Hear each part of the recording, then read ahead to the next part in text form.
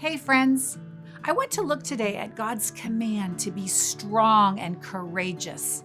Moses led the Israelites out of Egypt, through the wilderness, and to the edge of the promised land.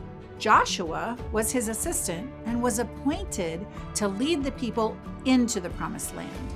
During Moses' final instructions to Joshua, Moses instructed him 3 times to be strong and courageous. Then, after Moses died, God directly spoke to Joshua 3 times again to be strong and courageous. Things are often repeated 3 times in the Bible to emphasize their importance, to show completeness, and to signify God's divine nature. So in this case, God spoke the same thing to Joshua through Moses 3 times and then directly 3 times. This was extremely important.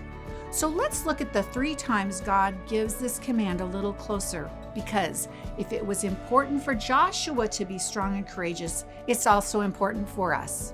God spoke to Joshua, "No one will be able to stand against you as long as you live, for I will be with you as I was with Moses. I will not fail you or abandon you.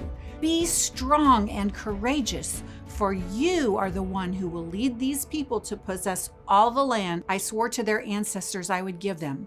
So the first time we see that it is only because God is with us that we can be strong and courageous and have victory as the leaders God has called us to be.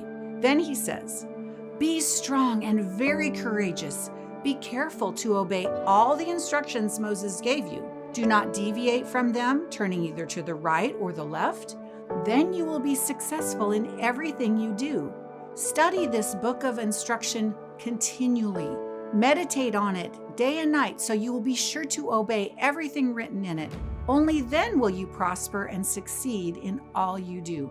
So the second time God speaks it, we see the importance of obeying God's word through study, meditation, and obedience, and the promise that when we prioritize his word, we will prosper and succeed.